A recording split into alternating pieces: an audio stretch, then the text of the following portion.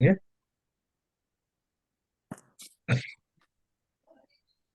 मंगलाचरण करेंगे।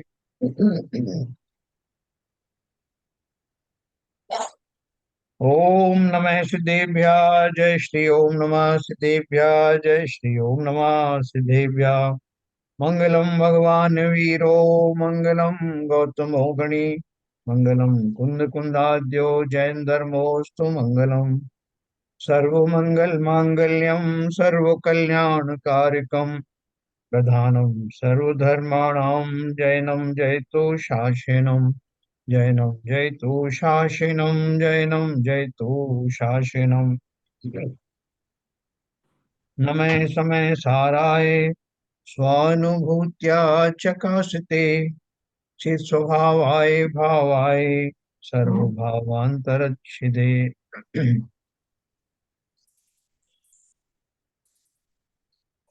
कुंदाचार्य द्वारा रचित समय सार ग्रंथ को स्वाध्याय का विषय हमने बनाया है। और अब तक हमने 67 गाथाओं के द्वारा आत्मा के विविध रूपों को समझा है। और जो हमारे जीव और अजीव के संबंध में जो भ्रांतियां हैं, उन भ्रांतियों को क्रमशः निकालने में इस ग्रंथ की अद्भुत भूमिका है। और धीरे धीरे करके हमारा ज्ञान का उघाड़ भी ऐसा होने लगा है, श्रद्धा भी थोड़ी बदलने लगी। और वो हमें भली भांति ये समझ में आने लगा कि किस अपेक्षा से और किन किन विवरण के द्वारा आचार्य ने आत्मा को, यानी जीव को और उद्गल को विशेष रूप से, क्योंकि हमारे संपर्क में विशेष रूप से हो, और बाकी द्रव्य का इतना कोई रोल नहीं है जितना कि उद्गल द्रव्य का है। दोनों को अलग अलग करने में, भेद विज्ञान करने में हम निरंतर बढ़ रहे हैं। तो अभी आज अपन जो गाथा पढ़ेंगे, कल तक अपन ने पढ़ा था कि जो इस उद्गल के जो गुण हैं, स्पर्श रूप रस गंध, वो सारे जो हैं उद्गल में ही हैं। जीव के साथ भले ही वो ऊपर ऊपर से बने रहें, लेकिन जीव में वो प्रविष्ट होते नहीं हैं। जीव से वो निरंतर अलग हैं, अलग ही बने हुए हैं। और वो उस जाति का कोई भी गुण अगर जीव में आ जाए तो जीव फिर अजीब ही बन जाए, क्योंकि वो गुण तो अजीब के ही, पुद्गल के ही हैं। इसलिए उन्होंने बहुत विश्लेषण किया कि वो सब शरीर आदि के रूप में भले ही जीव के साथ दिखाई देते हों, लेकिन वास्तव में वो उन स्पेशल गुणों से प्राप्त पुद्गल द्रव्य कभी जीव नहीं होते, और जीव कभी पुद्गल नहीं होता। उसके बाद कल से हमने शुरू किया कि ये तो हुए बाह्य लक्षण जो पुद्गल द्रव्य में पाया जाता है और जीव में कदापि पाया नहीं जाता। अब जो जीव की जो आंतरिक भाव हैं, रागादि भाव हैं, उनके लिए भी उन्होंने बोला है कि जिस तरह से वर्णादि, स्पर्श वर्णादि जीव के नहीं है, उसी प्रकार से रागादि, राग से संबंधित वो सारे गुण, वो सारे भाव भी जो राग से परिपूर्ण है, वो भी जीव के नहीं है। इस बात की अपन व्याख्या करेंगे कि ये इंटरनल जो बात है, जो भावादिक बात है, वो कैसे जो है जीव की नहीं। इसमें हमें थोड़ा भ्रम रहता है, कई बार हमको लगता है नहीं है तो जीव के ही हैं। तो वो किस अपेक्षा से, अगर जीव भी जीव के भी हैं तो किस अपेक्षा से है, और नहीं है तो किस अपेक्षा से।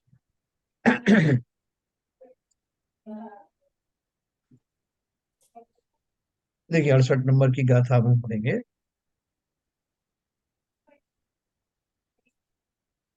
मोहन कम्मसु दया दुवन्निया जे इमे गुणठाणा ते कहे हवंति जीवा जे नित्यम चेदना उत्ता। मोहन कर्मण उदयातु वर्णितानि यानि मानि गुणस्थानानि तानि कथं भवन्ति जीवा यानि नित्यम चेतनान्युक्तानि।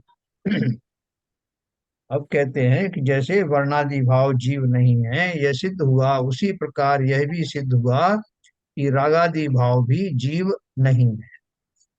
मोहन कर्म के उदय से गुण स्थान जो ये वर्णय वे क्यों बने आत्मा निरंतर, जो अचेतन जिन कहे।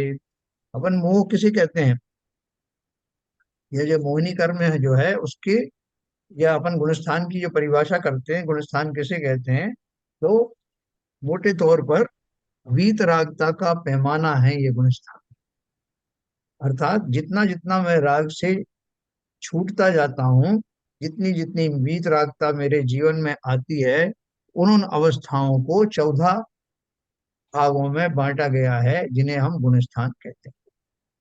तो उसमें मोहिनी कर्म का मेन रोल है ना, क्योंकि मोहिनी कर्म का जो है वो उदय जितना जितना समाप्त होता चला जाता है, उनका साथ जितना कम होता जाता है, उस हिसाब से गुणस्थान ऊपर चढ़ते हुए दिखाई देते हैं। तो गाथाकार दिया है, जो यह गुणस्थान है वे मोह कर्म के उदय से होते। हमारा कौन सा गुणस्थान है? पहला गुणस्थान। तो हम सहज ही समझ सकते हैं कि हमारे मोहादि कर्म भरपूर हैं, तो पहले गुणस्थान से नीचे तो कोई गुणस्थान है नहीं। पहले गुणस्थान जी वाले सभी जीव जितने भी हैं, मिथ्या दृष्टि जीव, सभी के सभी वीतरागता से अभी कोसों दूर हैं। तो मोह कर्म के उदय से ये होते हैं, ऐसा सर्वज्ञ के वर्णन आगम में वर्णन किया गया है। वे जीव कैसे हो सकते हैं कि जो सदा अचेतन कहे गए हैं? गुणस्थान के अंदर में क्या भरा हुआ है? किन किन चीजों से, किन अवयवों से गुणस्थान बनते हैं, है ना? उसकी बात नीचे भी कही गई है। ये मिथ्या दृष्टि आदि गुणस्थान पौद्गलिक मोह कर्म की प्रकृति के उदय पूर्वक होते होने से, सदा ही अचेतन होने से कारण जैसा ही कार्य होता है, ऐसा समझकर, कल अपन ने पढ़ा था, जौ पूर्वक होने वाले जो जौ, यानी जौ बोते हैं अपन जमीन में, तो जौ ही उत्पन्न होगा, वे जौ ही होते हैं। इसी न्याय से वे पुद्गल ही हैं, जीव नहीं है। और गुण स्थानों का सदा ही अचेतनत्व तो आगम से सिद्ध होता है, तथा चैतन्य स्वभाव से व्याप्त जो आत्मा, उससे भिन्न पने से वे गुणस्थान भेद ज्ञानियों के द्वारा स्वयं उपलब्धमान है, इसलिए भी उनका सदा ही अचेतनत्व सिद्ध होता। तो वो क्या बोल रहे हैं कि अपन बोलते हैं कि साहब ये जो डब्बा है ये पूरा भरा हुआ है। किससे भरा हुआ है? राग आदि मल से भरा हुआ है। तो वो सारी मलिनता किसकी है? राग आदि की। तो गुणस्थान जिनसे बने हैं उनमें, जैसे मैंने आपको बताया कि अभी पहला गुणस्थान है, तो हमारा जो मोहनी कर्म है उसका प्रचुर मात्रा में संसर्ग हुआ है। तो वो पहला गुणस्थान जो है, मिथ्यात्व कर्म के उदय के कारण मिथ्यात्व के ही खाते में चला गया। अब बोलो कि अब ऊपर के गुणस्थानों में से तो उनकी भागीदारी कम करो, दूसरा गुणस्थान, तीसरा गुणस्थान, बोले तो दूर कहाँ तक कम करें, 14वें गुणस्थान तक भी कर्म विद्यमान है। और मैं उसका स्वामित्व क्यों नहीं ले रहा हूं? क्योंकि मुझे अब अपना स्वरूप मालूम पड़ गया। आचार्य कहते हैं कि भैया कहीं रुकना मत। जैसे हम बोलते हैं कि हमारी डिमांड इससे कम कुछ भी नहीं होगी, हमें तो यही चाहिए। क्या चाहिए हमें? हमें अपना शुद्ध स्वरूप चाहिए। उसमें एक भी कण किसी पुद्गल वस्तु का, कर्म आदि का नहीं चाहिए। मैं उस अवस्था को लक्ष्य बनाए हुए हूँ। अब इस हिसाब से उन्होंने शिष्य से कहा, जो भी अब अवस्थाएं आए इससे कम में मानना मत, और वो सारी अवस्थाएं तुम्हारी नहीं है जो कि अशुद्ध हैं।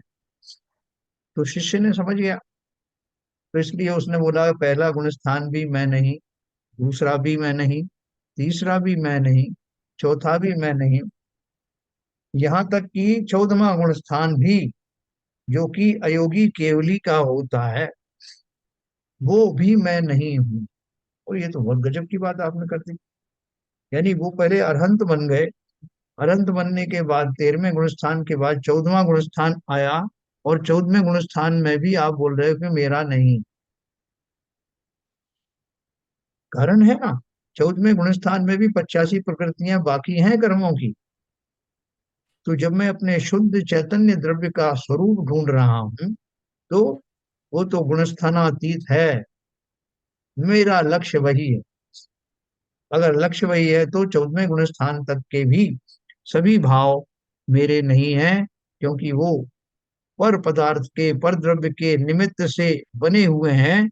इसलिए उन सभी अवस्थाओं को मैं अपनी नहीं मानता, वो मेरे नहीं है। तो किसके हैं? बोले जिसने अशुद्धि की उसी के खाते में डाल। मेरा तो शुद्ध भाव ही वही अवस्था मेरी है, बाकी कोई अवस्था मेरी नहीं। है ना, इतनी दृढ़ता के साथ में जो बताया है, इसलिए कि हम कहीं बीच में ना रुक जाएं।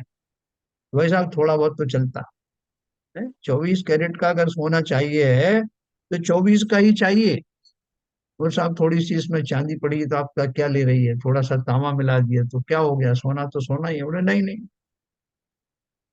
ये वो सोना है ही नहीं जिसकी मैं प्रतीक्षा कर रहा हूँ, जो मुझे चाहिए। मुझे तो 100% टन सोना चाहिए। तो उसी अपेक्षा से जितने भी विभाव परिणाम हैं, गुणस्थानों में रहने वाले वो कर्म आदि का संयोग है, ऐसी अवस्थाएं मेरी नहीं है। ये उन्होंने दृढ़ता के साथ बताया, जिससे हम कहीं लीनियंट ना हो, शिथिल ना हो जाए। तो मिथ्या दृष्टि आदि गुणस्थान, ये हमने पढ़ा।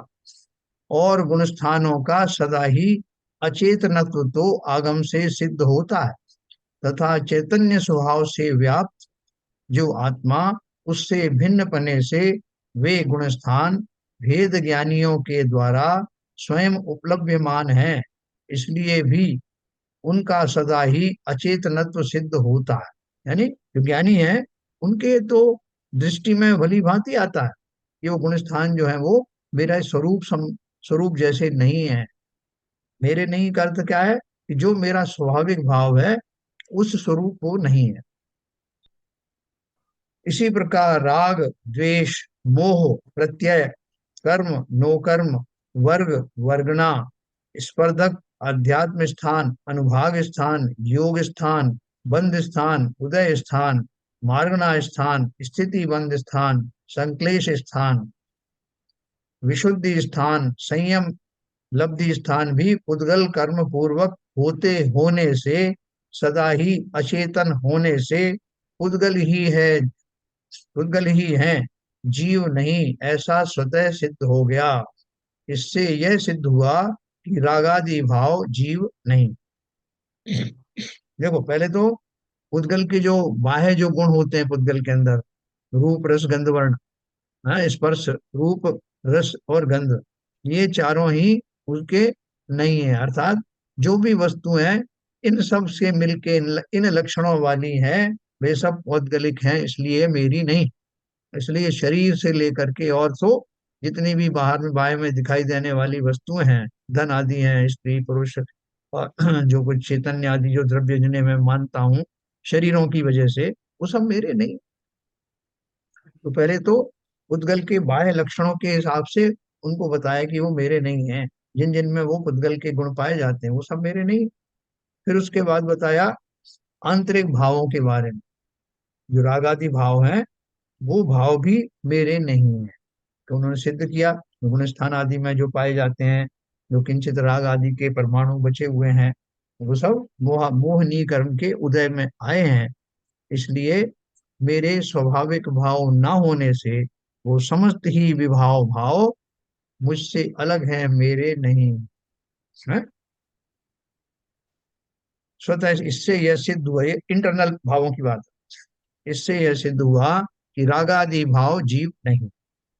भावार्थ है शुद्ध द्रव्यार्थिक नय की दृष्टि में चैतन्य अभेद है, और उसके परिणाम भी स्वाभाविक शुद्ध ज्ञान दर्शन है ना, दोनों तरह से। जो चैतन्य है, उसमें कहीं कोई गुंजाइश नहीं कि कोई बाहर का कुछ भी फॉरेन एलिमेंट उसमें घुस जाए है। और उसके परिणाम क्या है? स्वाभाविक शुद्ध ज्ञान दर्शन, ये उसके लक्षण। पर निमित्त से होने वाले चैतन्य के विकार यद्यपि चैतन्य जैसे दिखाई देते हैं, तथापि चैतन्य की सर्व अवस्थाओं में व्यापक न होने से चैतन्य शून्य है, जड़ है। और आगम में भी उन्हें अचेतन कहा है।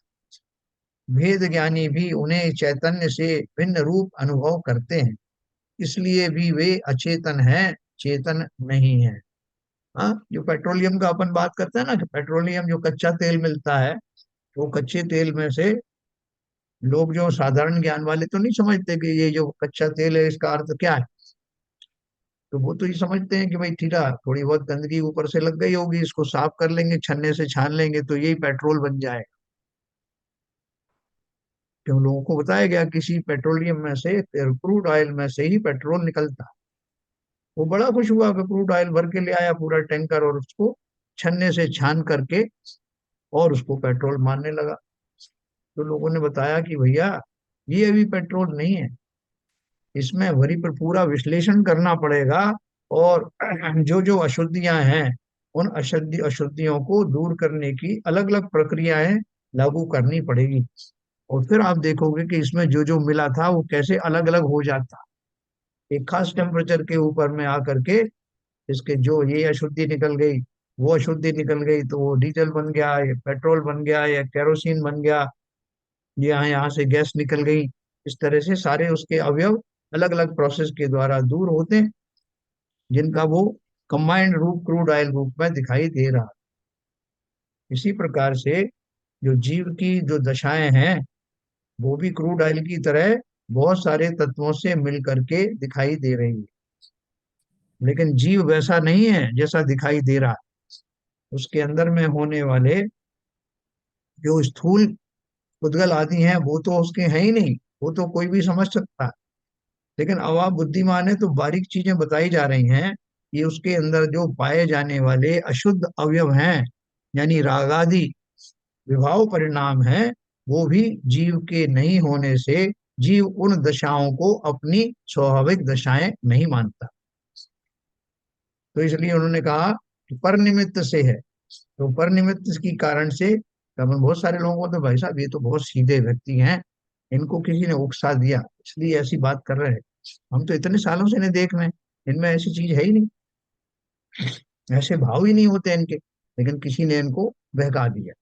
तो ऐसे ही मैं अनादि काल से बहकाया हुआ उन परभावों के निमित्त को पा करके उन परभावों से युक्त ही अपनी पर्याय को मानता रहा हूं। आचार्यों ने मुझे समझाया कि तुम्हारा ये रूप तुम्हारा नहीं है, इसको किसी भी हालत में अपना अगर मान लिया तो फिर इनमय ही हो जाओगे। अगर मान लिया कि राग आदि मेरे स्वभाव हैं, तो फिर वो छूटेंगे कैसे? तुम नहीं मान बैठे कि ये तो मेरा इंटीग्रल पार्ट है, तो वो उनसे कभी मुक्त हो नहीं पाओगे। तो इसलिए हमें दो चीजें करनी है।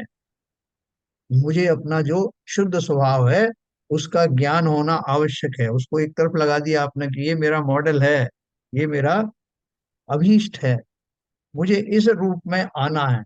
और दूसरी तरफ लगाओ कि वर्तमान में मैं किस रूप में हूँ। ये लगा दिया कि मैं राग से भरा हूँ, द्वेष से भरा हूँ, और दूसरी चीजों से भरा हुआ हूँ। अब आपको दोनों को निर्णय करना है, रोज देखना है कि मैं कितना कितना इन विभावों से वंचित हुआ, कम हुए जो विभाव भाव, और कितना मैं अपने शुद्ध स्वरूप की ओर बढ़ा। वो भी बढ़ने का ही है, लेकिन वो कब आएगा? जब मुझे ये ज्ञात हो जाएगा कि कौन सा स्वरूप वर्तमान में मेरा है और कौन सा मेरा अभीष्ट शुद्ध पर्याय रूपी स्वभाव है। फिर ये कार्यक्रम शुरू करना, इसमें से माइनस करते जाना, और उधर उज्जवलता बढ़ती चली जाए, है ना।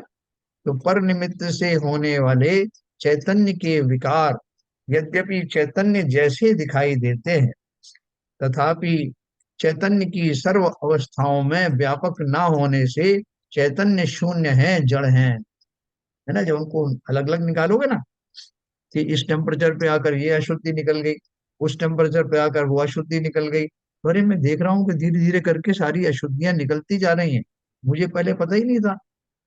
जैसे किसी ने इम्प्योर गोल्ड ही देखा है, उसमें तांबा भी है, उसमें जस्ता भी है, उसमें बहुत सारी और चीजें हैं, चांदी भी हैं, वो सब मिल करके उसे पीला दिखाई दे रहा है, पीले रंग का बाहुल्य दिखाई दे रहा है, इसलिए वो सबको सोना मानता है। लेकिन उसको किसी ने समझाया कि भाई साहब ये प्योर सोना नहीं है, इसमें से ये अशुद्धियां निकालते जाओ, फिर देखना इसकी चमक क्या होती है। और तब जब वो 24 कैरेट का होगा, तब आपको समझ में आएगा कि असली चमक वाला यही सोना। तो मेरी अलग अलग पर्यायों में, जैसे गुणस्थान की ही अपन बात कर लें, तो अलग अलग गुण स्थानों में रहने वाली मेरी दशाएं, ऐसा लगता नहीं कि वो मेरी कोई विभाव पर्याय है, मुझे लगता मैं ऐसा ही हूँ ना। कोई किसी बिल्कुल अज्ञानी आदमी को समझाने बैठे, भैया ये तुम दिखाई दे रहे हो, तुम जीव ऐसे तुम नहीं हो, तुम्हारा स्वरूप नहीं हो, अरे क्या बात कर रहे हो। सारा संसार मुझे इसी रूप में ही देखता जानता है, मेरे घर वालों को कोई प्रॉब्लम नहीं है, बल्कि इस रूप से मैं थोड़ा सा डेविएट होता हूँ तो जरूर मेरा इलाज करवाते हैं। बाकी तो मैं ऐसा ही हूँ और यही मेरा सच्चा रूप है, इसके अलावा और रूप क्या हो सकता। तो जब वो अंतरदशाएं जो है खुलने लगती हैं, धीरे धीरे करके जीव अपने क्रोधादि भावों से निकल करके क्षमाशील भावों में आने लगता है। उसके अंदर जो पॉजिटिव चेंजेस होते हैं, उससे न केवल बाह्य जगत चमत्कृत होता है, बल्कि स्वयं भी जीव को विश्वास सा नहीं होता कि इस तरह की जो जीवन में शांति आ चली है, उसके पीछे वही अशुद्धियां थी, वही खोटे परिणाम थे जो अब तक बसे हुए थे। ऐसा जीव को स्वयं ही समझ में आने लगता है। आचार्य तो हमारी इतनी मदद कर रहे हैं कि जो तुम बाहर से दिख रहे हो, तुम वह नहीं हो। तो क्या है हम? तुम उससे कहीं बहुत उत्कृष्ट जाति के जीव द्रव्य हो, ये सब खाने पीने और बस इसी में रचने बसने वाले मोहादि गुणों से विभूषित, दुर्गुणों से विभूषित, ये तुम नहीं हो। तो शुरू शुरू में तो जीव इस बात को एक्सेप्ट करता नहीं। क्यों नहीं करता? कि अनादिकाल से इसी को देखा है, इसी को चाहा है, इन्हीं विषयों में रहा पला हूँ, इन्हीं विषयों की दुर्गंधी को सुगंधी मान करके अपने आप को सुखी महसूस करता रहा। लेकिन आचार्यों के अत्यंत अनुरोध पर जब जीव ने ये देखना शुरू किया कि शुद्ध अवस्था क्या है और वर्तमान अवस्था क्या है, थोड़ी सी कोशिश की उन विकारों से मुक्त होने की और किंचित चैतन्य, किंचित शुद्धता की ओर आने की, तो उसका वो आश्चर्य बढ़ता चला गया कि मैं तो ये हूँ। यही उन्होंने बोला, क्योंकि किसी अवस्था में जा करके वो विभाव भाव निकलते जाते हैं, उससे ज्ञात होता है कि ये विभाव मेरे नहीं थे। पर निमित्त से होने वाले चैतन्य के विकार यद्यपि चैतन्य जैसे दिखाई देते हैं,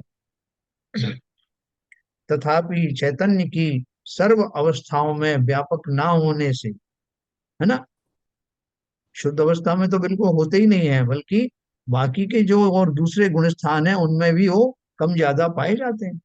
सब जगह एक जैसे विकारी भाव भी नहीं होते। उससे मुझे लगता है कि ये मेरे कोई स्थायी भाव नहीं। चैतन्य की सर्व अवस्थाओं में व्यापक ना होने से चैतन्य शून्य है, जड़ है, क्योंकि इनके ऊपर प्रकोप दूसरा है, दूसरे के कहने से आते। दूसरे अर्थात हैं तो मेरे ही, लेकिन कर्म आदि चूंकि पौद्गलिक हैं इसलिए मेरे नहीं, उनके कहने से ये जो मेरे विभाव भाव हैं उनके कारण से फलीभूत हो रहे हैं। और आगम में भी उन्हें अचेतन कहा, भेद ज्ञानी भी उन्हें चैतन्य से भिन्न रूप अनुभव करते हैं, इसलिए वे भी इसलिए भी वे अचेतन हैं, चेतन नहीं।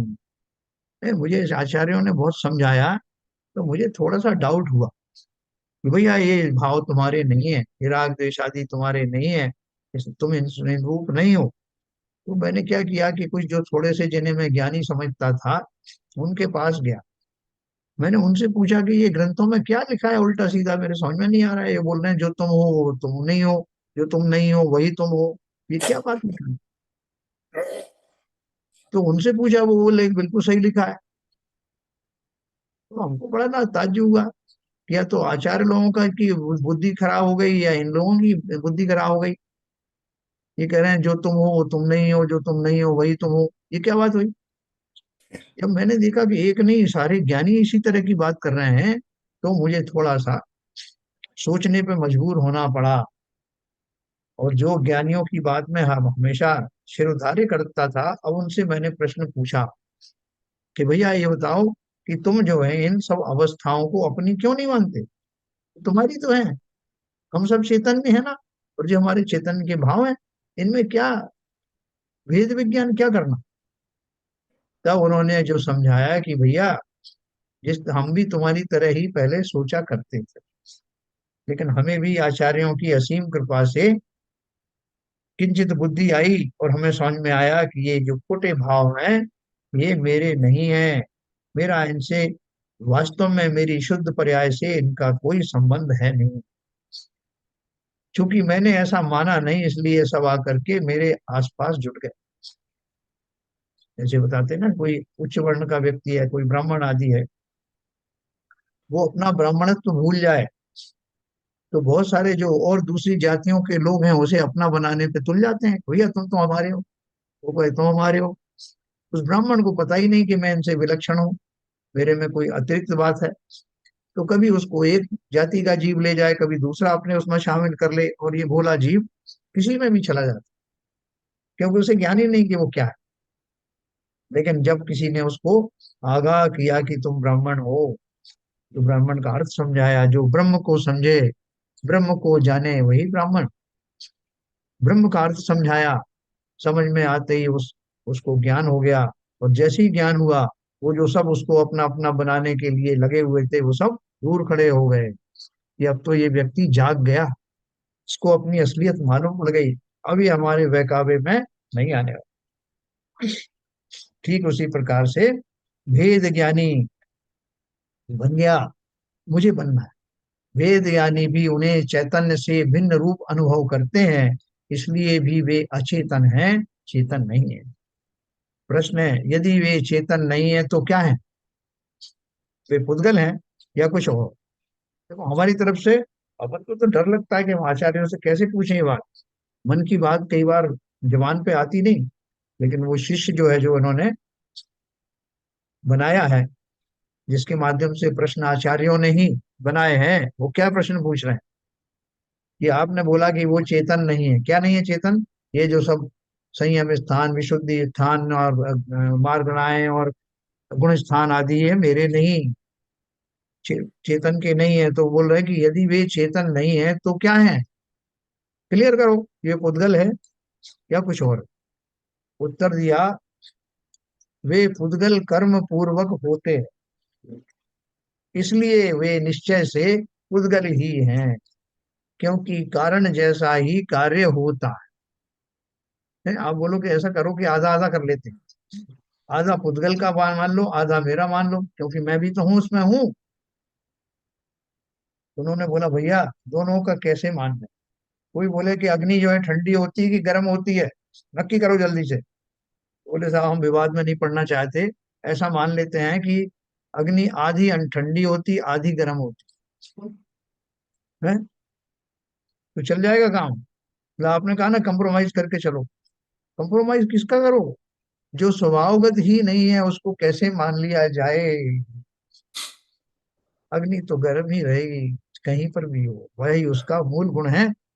उसी तरह से जहाँ अचेतन का भ्रम बना हुआ है, अचेतन के अंदर में चेतन का भ्रम पड़ा हुआ है, वास्तव में वो सब अशुद्ध अवस्थाएं होने से जीव की अवस्थाएं शुद्ध जीव की अवस्था नहीं है। इसलिए उसे मैं किसी भी रूप में जीव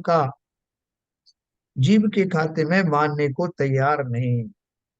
पुद्गल के खाते में डाल दीजिए, क्योंकि मेरा स्वभाव ऐसा नहीं है कि कभी तो मैं पुद्गल जैसा दिखाई देता हूँ, कभी जीव जैसा दिखाई देता हूँ, ऐसा नहीं। मैं तो सदा काल ही अपने गुणों से शोभायमान ही रहता हूँ। जिस समय ये ऊपर ऊपर के विभाव परिणाम दिखाई देते हैं, तब भी मेरा वो शुद्ध चैतन्य परिणाम मेरे स्वभाव से अलग हुआ ही नहीं। वो मेरा तब भी बना हुआ था और हमेशा रहेगा, मैं मानूं या ना मानूं। इस प्रकार यह सिद्ध किया कि पुद्गल कर्म के उदय के निमित्त से होने वाले चैतन्य के विकार भी जीव नहीं है, पुद्गल ही है ना? अब यहाँ प्रश्न होता है कि वर्णाधिक और रागाधिक जीव नहीं तो जीव कौन है? उसके उत्तर में श्लोक कहते हैं। तो शिष्य ने हाथ जोड़ दिए कि भैया तुम जीते हमारे, अब ये बता दो कि तुमने हमको बोल दिया कि हम वर्ण आदि नहीं है, स्पर्श आदि गुणों के धारी हम उद्गल द्रव्य नहीं है। तुमने ये भी बता दिया कि राग आदि जो परिणाम वाला है वो भी हम नहीं है, यानी वो भी जीव नहीं है। तो जीव की परिभाषा बता दो कि जीव कौन, हमें और कुछ नहीं चाहिए। तो उसके उपलक्ष्य में उन्होंने एक श्लोक बोला। क्या श्लोक है? अनद्यानंतमचलम स्वसंवेद्यमिदं निस्फुटम जीवय स्वयं तु चैतन्यम उच्चैक चकायते। जो अनादि है, अर्थात किसी काल उत्पन्न नहीं हुआ, जो अनंत है, अर्थात किसी काल जिसका विनाश नहीं हुआ, जो अचल है, अर्थात जो कभी चैतन्य पने से अन्य रूप चलाचल नहीं होता, स्वसंवेदम जो स्वसंवेद्य है, अर्थात जो स्वयं अपने आप से ही जाना जाता, और प्रकट अर्थात छुपा हुआ नहीं, ऐसा जो यह चैतन्य अत्यंत चकचकित प्रकाशित हो रहा है, वह स्वयं ही जीव है। हाँ? जीव को जीव को जानने के लिए किसी और वस्तु की आवश्यकता नहीं है ना। प्रकाश है, प्रकाश को जानने के लिए कौन जानेगा प्रकाश को? अंधेरा जानेगा क्या प्रकाश को? प्रकाश तो स्वयं ही प्रकाशमान है, वही सबको जानता है और दूसरे सब उसके निमित्त से जानते हैं। प्रकाश को जानने के लिए किसी और का कहाँ सहारे की आवश्यकता? कि साहब वहां बहुत सारे दिए जले हुए थे मगर मुझे पता नहीं था, तो एक दिया जला करके उन दियों को ढूंढने गया कि कौन से दिए जल रहे हैं। बड़े मूर्ख, तुम्हें दूसरा दिया ले जाने की जरूरत क्या थी? जैसे ही उन चैतन्य दीपों के सामने जाते, अपने आप भान हो जाता कि कितने दीप जल रहे हैं, वो स्वयं ही प्रकाशमान है। ठीक उसी प्रकार से वो बोल रहे हैं कि जीव की परिभाषा तुम्हें क्या बता दें भैया। जो अनादि है, अर्थात किसी काल में उत्पन्न नहीं हुआ, जो अनंत है, अर्थात किसी काल जिसका विनाश नहीं हुआ, जो अचल है, अर्थात जो कभी चैतन्य पने से अन्य रूप चलाचल नहीं होता, अचल है, और जो स्वयं अपने आप से ही जाना जाता है। भाई साहब वहाँ 1 दर्जन दीपक जल रहे हैं, वहां जा रहे, जाओ ढूंढ के तो लाओ। क्या ढूंढना है? उनके पास जाओगे तो उनका प्रकाश से पता ही लग जाएगा कि कितने दीप जल रहे हैं। उसी तरह से मैं अपने स्वभाव से चित स्वभाव आए भाव आए हैं, तब नमः समय सार आए। कौन समय सार है? मैं स्वयं समय सार। नमः समय सार आए स्वानुभूत्या चकास्ते, जो अपनी अनुभूति से जगमग हो रहा, ऐसा प्रकट है, छुपा हुआ नहीं, ऐसा जो यह चैतन्य अत्यंत चकचकित प्रकाशित हो रहा, वह स्वयं ही जीव है। वैसा मुझे जब केवल ज्ञान होगा तो मुझे आप जगा देना, जब मुझे बता देना कि मुझे केवल ज्ञान प्राप्त हो गया, अलार्म लगा देना। बोले मूर्ख, जब तुझे केवल ज्ञान होगा तो तू ही चकाचौंध हो जाएगा। कौन बताएगा तुझे केवल ज्ञान हुआ? सारी दुनिया देखेगी, उस चकाचौंध में समस्त विश्व, तीनों लोग कैसे सिमट जाएंगे, तो खुद ही उसका साक्षी होगा। हमें तो सोच सोच करके कि कैसा होगा वो कैवल्य, जिसके अंदर में तीनों लोक के समस्त चर अचर वस्तुएं अपने समस्त वैभव के साथ, भूतकाल भविष्यकाल और वर्तमान पर्यायों के साथ मानो चैतन्य हो गई। ऐसी इस अनुपम संपदा का धनी मैं ही हूँ। कब से हूँ? अनादि काल से हूँ। कब तक रहूंगा? अनंत काल तक, सदा काल ऐसा ही रहने वाला हूँ। अपनी महिमा को पहचानो। भावार्थ है, वर्णादि और रागादि भाव जीव नहीं है, किंतु ऊपर कहा वैसा चैतन्य भाव ही जीव है। अब काव्य द्वारा समझाते हैं कि चैतनत्व ही जीव का योग्य लक्षण है। अब आचार्य ने उस चेले को कहा कि भैया, तू ये जानना चाहता था ना कि तू पुद्गल जैसे रूप स्पर्श आदि गुणों का धारी नहीं होने से पुद्गल नहीं है। तू उन मोहिनी कर्म आदि के द्वारा प्रेरित भावों का धारी भी नहीं है। तो तेरी क्या विशेषता है, तू कैसे पहचाना जाएगा, तू ये जानना चाहता है ना? तो सुनो, चैतन्य, चेतनत्व ही जीव का अर्थात तुम्हारा लक्षण है। चेले ने कहा कि आप ठीक से समझाओ जरा, इतना कहने से समझ में नहीं आया कि चेतनत्व ही जीव का लक्षण। तो उन्होंने बोला सुनो, एक श्लोक कहते हैं, उसके माध्यम से समझाते। क्या श्लोक कहा आचार्य ने, अमृतचंद जी ने? वर्णाद्य सहितस्तथा विरहितो द्वेधास्ति जीवो यतो नामूर्तत्वमुपाश्य पश्यति जगजीवस्य तत्त्वं ततः इत्यालोच्य विवेचकैः समुचितं न व्याप्याति व्यापि वा व्यक्तं व्यंजित जीव तत्त्वमचलं चैतन्यमालम्ब्यताम्। है, तो कितनी बढ़िया बात कही उन्होंने। अजीव दो प्रकार की। उनने क्या बोला? पूछ तो रहे थे कि चेतनत्व ही जीव का योग्य लक्षण है, बताते बताते अब अजीव का क्यों बताने लग गए? उन्होंने बोला समझो, जब तुमको बताया जाएगा कि खाली क्या होता है तो भरा अपने आप समझ में आएगा। जब रात बताई जाएगी तो दिन क्या होता है ये भी समझ में आएगा। इसलिए उन्होंने बोला अजीब से शुरू करते हैं। अजीब दो प्रकार के हैं,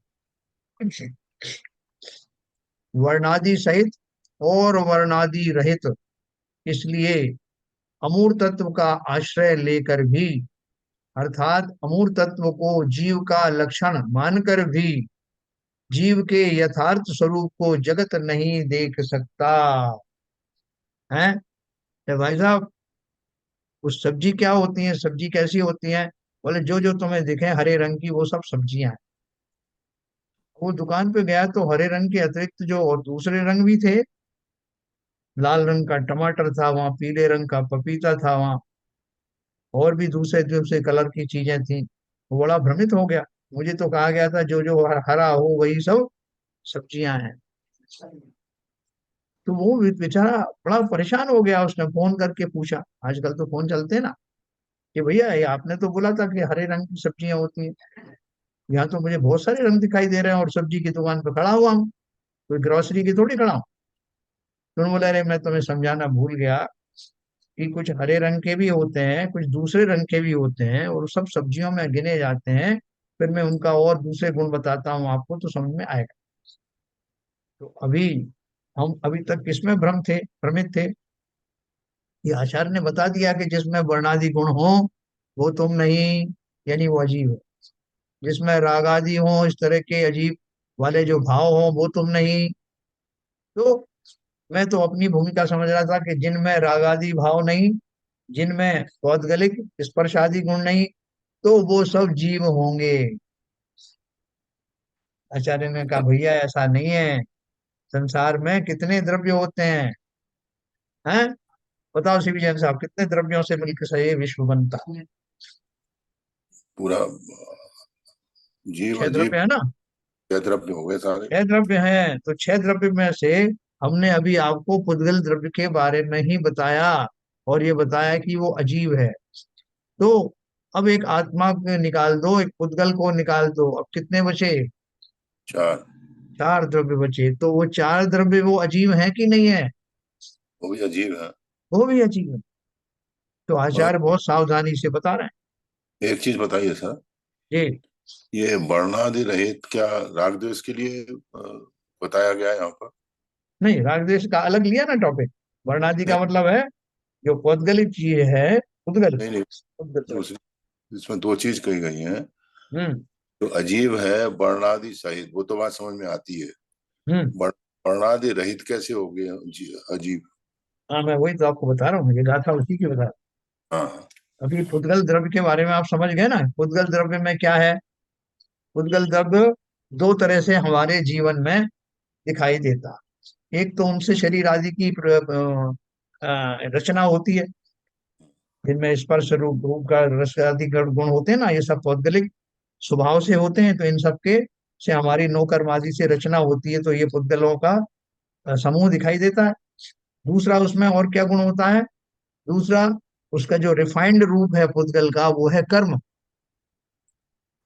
कर्म जो है वो भी तो पौद्गलिक है ना, परमाणुओं से बनते हैं। जी। तो वो उतने सूक्ष्म है, उनसे शरीर तो नहीं बनता, लेकिन उनसे कर्म बनते हैं, वर्गणाएं बनती हैं। तो वो जो मोहादि कर्म के उदय में होने वाले जो भाव हैं, उन भावों के समूह को अपन क्या बोलते हैं? विभाव परिणाम बोलते जी। हैं। उन कर्मों के परिणाम स्वरूप जीव के होने वाले खोटे भावों को मैं विभाव भाव कहता हूँ। तो जी। अब उद्गल द्रव्य ने दो तरह से मेरे जीवन में प्रवेश किया। सही एक होगा। तो उद्गल का एक कैटेगरी है नो कर्म। नो कर्म के द्वारा मेरे जो औदरिक शरीर है या बाहर में दिखाई देने वाली जो वस्तुएं हैं वो बनी। और नो कर्म से शरीर आदि बनते हैं, दूसरे तेजस शरीर बनता है, बाकी कर्माण शरीर है। कर्माण शरीर भी जीव के साथ रहता है ना, और वो भी पौद्गलिक है। तो वो क्या बोल रहे हैं?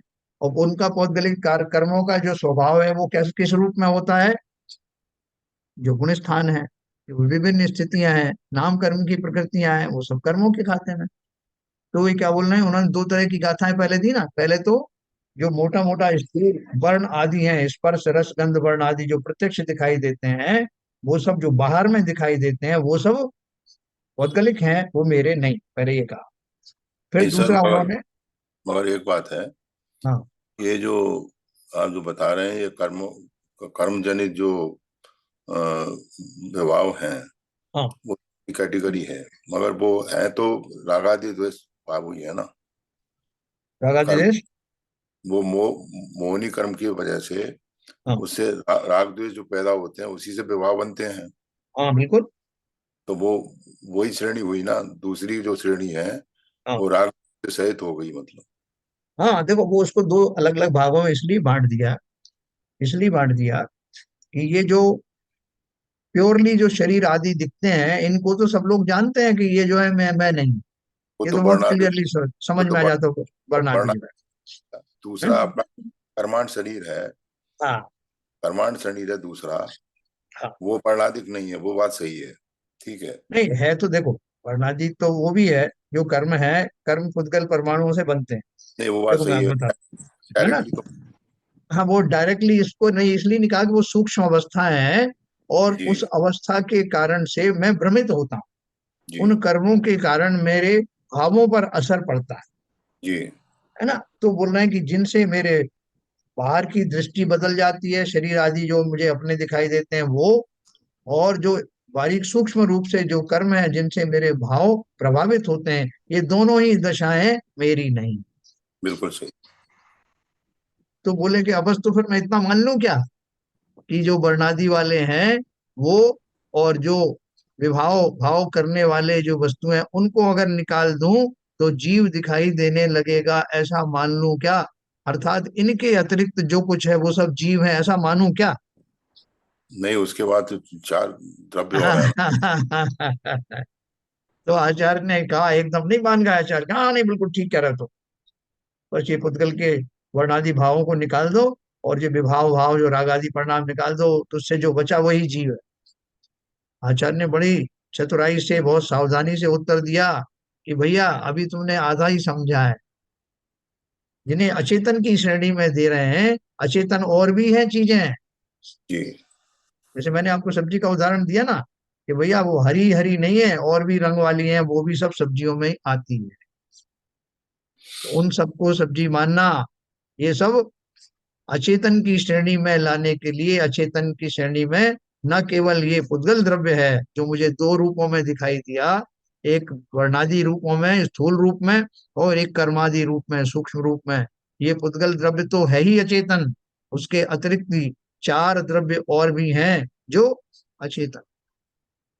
अब इन पांचों को हटाओ तुम, फिर मुझसे पूछोगे अब मैं चैतन्य जीव कौन सा हूं, तब मैं कह दूंगा, निसंदेह बोल दूंगा कि ये सब पांच द्रव्यों के अतिरिक्त जो द्रव्य है, जो चैतन्यता आदि गुणों का धारी है, वही जीव है, वही मैं हूं। तो ये जो उन्होंने जो स्पेशल जो श्लोक कहा, वो इसलिए कहा कि जो चार द्रव्यों को भूल गया था वो चेला, वो मान रहा था कि अचेतन खाली उद्गलिक द्रव्य ही है। तो उन्होंने बोला नहीं भैया, अचेतन और भी चार द्रव्य हैं, क्योंकि चैतन्य तो एक ही द्रव्य है ना। क्या क्लियर हुआ शिवजन साहब? या बिल्कुल क्लियर है। देखो, अजीव दो प्रकार के हैं, वर्णादि सहित और वर्णादि रहित, है जो बाकी के आकाश काल, है ना। आकाश है, और कौन कौन से बच्चे? जीव, पुद्गल, धर्म धर्म धर्म अधर्म, आकाश और काल, धर्म है ना। धर्म दो। धर्म अधर्म, आकाश और काल, ये भी तो या वर्ण आदि से रहित हैं, इनका कोई वर्ण नहीं, या इनका कोई स्पर्श आदि नहीं, पुद्गल में पाए जाने वाले गुण इनमें नहीं है, इनसे कर्मादि भी नहीं बनते, लेकिन फिर भी ये अचेतन है। इसलिए अमूर्त तत्व उपास्य, अमूर्त तत्व का आश्रय लेकर भी, अर्थात अमूर्त तत्व को जीव का लक्षण मानकर भी, जीव को के यथार्थ स्वरूप को जगत नहीं देख सकता। बोले आपने दो लक्षण बताए थे ना अचेतन के, क्या क्या बताए थे? अचेतन के और जीव के क्या लक्षण बताए? बोले अचेतन का तो तुम्हें बताया था कि पुद्गल वाले गुण बता दिए कि ये जो है जीव के नहीं है, अचेतन के। और दूसरा, जीव के गुण कौन से बताए थे आपने? आपने बोला था जीव जो है पुद्गल जैसा दृश्यमान नहीं होता, दिखाई नहीं देता, वो मूर्तिक नहीं है, अमूर्तिक है। तो जो बाकी के जो चार द्रव्य हैं, उनमें पुद्गलों के गुण तो पाए नहीं जाते, लेकिन जीव का एक गुण पाया जाता है, वो है अमूर्तत्व नाम का गुण, कि वो भी दिखाई नहीं देते, वो भी आकार वाले नहीं है, तो उसे जीव मान लूं क्या? आपने कहा कि पुद्गल के गुण वाला जो है वो जीव नहीं है, हटा दिया उसको। फिर आपने जीव की परिभाषा बताई कि जिसमें अमूर्तत्व आदि गुण हो, तो उसमें अमूर्तत्व गुण मुझे पता लग गया कि चार द्रव्यों में नहीं है। अब उनको मान लूं क्या जीव? आचार्य का रुको, पूरी बात समझो। क्या बोला? हाँ, अमूर्त तत्व का आश्रय लेकर भी जीव के यथार्थ स्वरूप को जगत नहीं देख सकता। इस प्रकार परीक्षा करके भेद ज्ञानी पुरुषों ने अव्याप्ति और अतिव्याप्ति दूषणों से रहित चैतन्यत्व को जीव का लक्षण कहा है। अपन ने अतिव्याप्ति और अव्याप्ति शब्द पढ़ा था ना, कहाँ पढ़ा जी, था? मोचमार्ग प्रकाशन। यस, कितना अपन ने विस्तार से पढ़ा था कि जब मैं किसी चीज की परिभाषा बोलता हूँ, तो वो परिभाषा में आने वाली समस्त वस्तुओं में वो गुण क्वालिफाई होना चाहिए, और किसी उस वस्तु को ऊपर लागू नहीं होना चाहिए जो वह वस्तु है ही नहीं। जो मेरे लक्ष्य में है, जिसकी परिभाषा मैं कह रहा हूँ, वो परिभाषा ऐसी सटीक हो जो उन समस्त वस्तुओं पर लागू हो जिनको मैं परिभाषित कर रहा हूँ, और किसी उस वस्तु में ना हो जो मेरी लक्ष्य के बाहर की चीजें हों। अतिव्याप्ति और अव्याप्ति, ये अपन ने पढ़ा था, अभी अपन और समझेंगे इसको। तो उन्होंने क्या कहा आचार्य ने, कि भेद विज्ञानी पुरुषों ने अव्याप्ति और अतिव्याप्ति दूषणों से रहित चेतनत्व को जीव का लक्षण कहा। कि भैया अब तुम लगा लेना कि चेतन में और अचेतन में क्या फर्क है। हम तुम्हें जो चेतन की परिभाषा बताएं, वो समस्त चैतन्य के ऊपर लागू होना चाहिए, और किसी भी अचेतन के ऊपर लागू नहीं होना चाहिए। ठीक है ना? तो अब इसको समझाएंगे अच्छे से, ये हमारा सारा भ्रम निकल जाएगा। चेतनत्व को जीव का लक्षण कहा, उन्होंने कैसा लक्षण है वो? अव्याप्ति और अतिव्याप्ति दूषणों से रहित है। हम आपको इतना ही बोल देते हैं कि जिसमें चैतन्यता हो वह जीव हो। पूछ रहे थे ना कि आप बताओ जीव की परिभाषा बताओ, जीव का लक्षण बताओ, तो बता दिया, जिसमें चैतन्यता हो वो जीव है। अब आप लगाओ कहीं भी, उसमें घुमा के ले जाओ, वो अजीब पर तो लागू होगा ही नहीं। वो चार द्रव्यों पर, पुद्गल पर तो लागू है ही नहीं। बाकी के शेष चार द्रव्य, धर्म अधर्म आकाश और काल में भी चैतन्यता नहीं, इसलिए उन पर भी लागू नहीं होगा। तो किस पर लागू होगा? समस्त जीवों पर लागू होगा, क्योंकि समस्त जीव चैतन्य गुण के धारी हैं। तो उन्होंने ऐसे एक ऐसा लक्षण बताया जो सभी पर लागू है। हाँ, तो उसी प्रकार से उन्होंने उसको, चेले को संतुष्ट किया। अब चेला घुमा फिरा के देख रहा है कि इस गुण में कहीं कुछ कमी निकालूं, तो पुद्गल को कहीं मैं सिद्ध कर दूं कि ये जीव है, या आकाश काल आदि को कर दूं, तो कर नहीं पा रहा। कि ऐसा गुण उन्होंने बता दिया कि वह वचल है, कैसा है, वह योग्य है, वह चैतन्य लक्षण प्रकट है, उसने जीव के यथार्थ स्वरूप को प्रकट किया है, और वह अचल है, चला चलता रहित सदा विद्यमान है। जो जो आपको कहा आप क्वालिफाई करके देख लो ना, सदा रहने वाला है कि नहीं, सभी अवस्थाओं में चैतन्यता रहती है कि नहीं, देख लो एक इंद्रिय आदि में रहती है कि नहीं, वो रहती सब, कहीं से भी उसको अलग हटा के देख लो, जहां जहां चैतन्यता है वहां वहां जीव है। ये बात अलग है कि हमने उन अवस्थाओं को अपना नहीं माना जहां मैं था। किस अपेक्षा से नहीं माना, कि वो मेरी शुद्ध अवस्थाएं नहीं। तो बोल रहे हैं कि ऐसा जीव के यथार्थ स्वरूप को अपनी दृष्टि में लाओ, वह चला अचल है, चला चलता रहित है, सदा विद्यमान है, जगत उसी का अवलंबन करो, उससे यथार्थ जीव का ग्रहण होता। चैतन्यता, ज्ञान आदि जो प्रसिद्ध गुण है, उन गुणों का धारी मात्र जीव है ना। तो इससे उन्होंने इसको निश्चित किया। तो कल मैं इसका आपको भावार्थ बताऊंगा और आगे की गाथा भी बताऊंगा। अभी समय होने जा रहा है, किसी और का कोई भी प्रश्न हो, कहीं कोई भी शंका हो, तो अपन बात कर सकते। सबके समझ में आया? नीरजा जी, कोई आपका कुछ कमेंट हो? हाँ, ले दे के उन्होंने सब यही बात बताई है, जितनी चीज पौद्गलिक है वो सब मुझसे भिन्न है और वो मैं नहीं हूँ। तो चाहे कर्म है, छह द्रव्य हैं, उसमें से एक ही जीव है, बाकी सारे अजीब हैं। तो उसको भी एक एक बार एक एक अलग करके वो समझाने की कोशिश कर रहे हैं कि ये भी मुझसे अलग है। और पक्का माल पकड़ाने के चक्कर में है आचार्य, कहीं हाँ। कोई भ्रम हाँ, ना हो जाए। कहीं हाँ कभी डबल माइंडेड ना हो जाए, कभी कंफ्यूज ना हो जाए।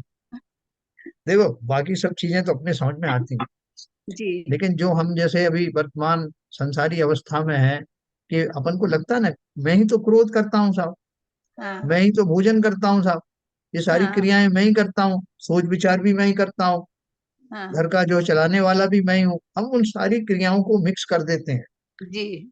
जिसमें कुछ तो प्योरली पुद्गल की ही क्रियाएं हैं, जैसे जी। भोजन आदि ग्रहण करना, भोजन को हजम करना, ये सब आदि करना, शारीरिक के जो शक्तियां हैं उनका जो परिलक्षण होता है, वो सब वो तो प्योर पुद्गल के खाते में है ही। जी। और जो हम इनडायरेक्टली समझते हैं कि भैया हमारा कोई कर्म का उदय आया इसलिए इस तरह के भाव हो गए, वो भी, उसमें भी हम दोनों को मिला के समझते हैं जी। कि मेरा कोई कर्म का उदय आया इसलिए मेरे ये भाव हो गए, लेकिन भाव करने वाला तो मैं ही हूँ, जी। है ना। बिल्कुल सही है कि वो भाव करने वाला मैं ही हूँ, अगली गाथाओं में ये भी आएगा।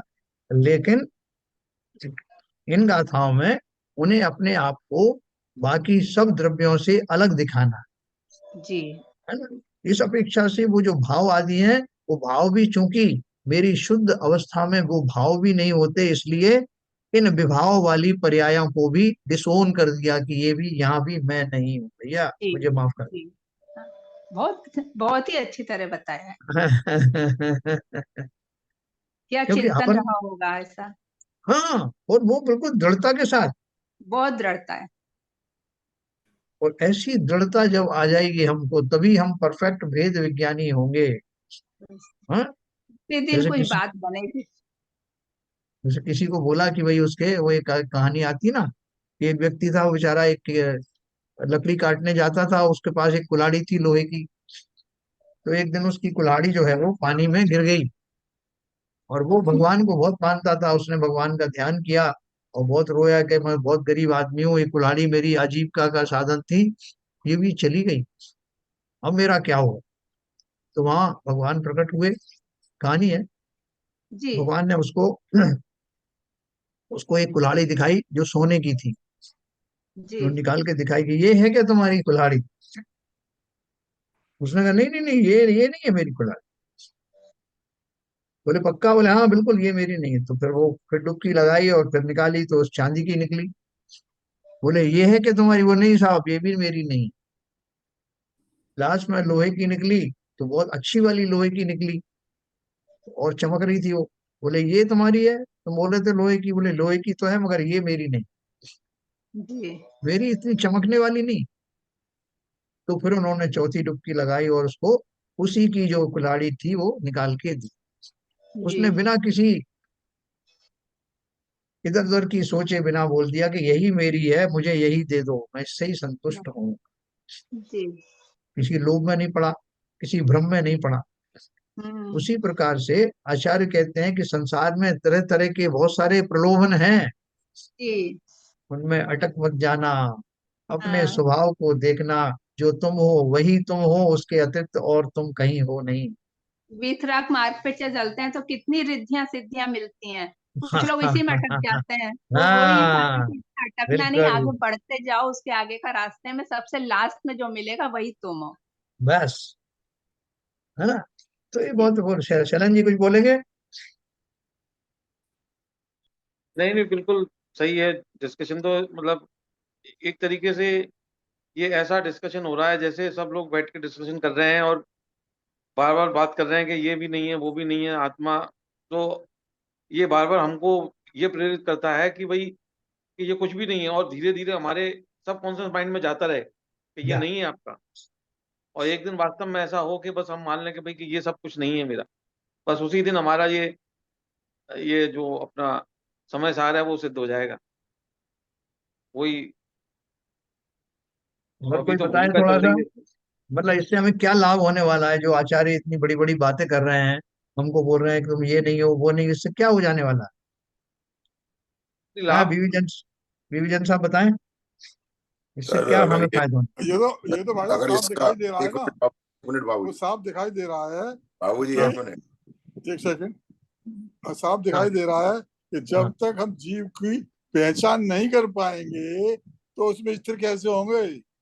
तो जीव का आइडेंटिफिकेशन के लिए सब बात बताई जा रही है।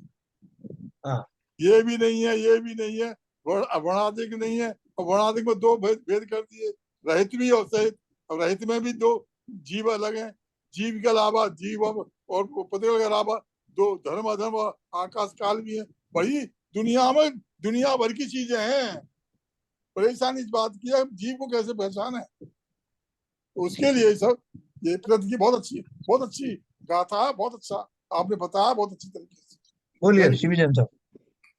जो आप पूछ रहे हैं सवाल, इससे क्या हो जाएगा?